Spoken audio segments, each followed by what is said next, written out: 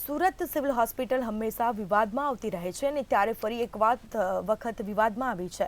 રાજ્ય સરકારના નશાબંધી અને આબકારી વિભાગ દ્વારા દવા રૂપે વર્ષ 2019થી વર્ષ 2023 સુધીમાં 10,327 લોકોને દવા રૂપે દારૂ પીવા અંગેની લાયસન્સની મંજૂરી આપવામાં આવી છે। સુરતની આબકારી વિભાગે 9.35 કરોડ રૂપિયા જેટલી રકમ ચૂકવી દીધી છે, પરંતુ આ લાયસન્સ લેતા પહેલા જરૂરી એવા મેડિકલ ચેકઅપના નામે સુરત નવી સિવિલ હોસ્પિટલ દ્વારા સુરતીઓ પાસેથી 6.28 કરોડની રકમ ગેરકાયદેસર રીતે ખંખેરી લેવામાં આવ્યા હોવાના આક્ષેપો કરવામાં આવ્યા છે। તો સુરતના આરટીઆઈ એક્ટિવિઝિટ દ્વારા આ આક્ષેપો થયા છે। આક્ષેપ એ છે કે નવી સિવિલ હોસ્પિટલના સત્તાધીશો દ્વારા દારૂ લાયસન્સ મેળવવા માટે આવતા અરજદારો પાસેથી મેડિકલ ચેકઅપના નામે રકમ ગેરકાયદેસર રીતે વસૂલવામાં આવી છે।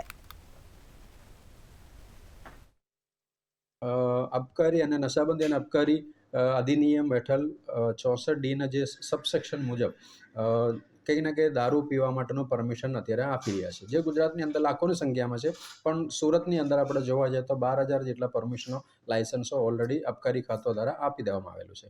હવે આ અનુસંધાને આપણે વાત કરીએ તો 9,35,00,000 રૂપિયા જેટલા રકમ ઓલરેડી આબકારી ખાતામાં જેનો જે ફી હોય છે, જે લાગતું વળગતું જે ફી હોય છે, એ ફી પેટે ચૂકી દેવામાં આવેલું છે, જે અરજદાર દ્વારા। પણ પછી જ્યારે તબીબી તપાસ માટે સિવિલ હોસ્પિટલ જાય ત્યારે ત્યાં પણ ગેરકાયદેસર રીતે એક અલગ રકમ પણ વસૂલ કરવાનું ધ્યાને આવતા મારે આ આરટીઆઈ કરવાની જરૂર પડી છે।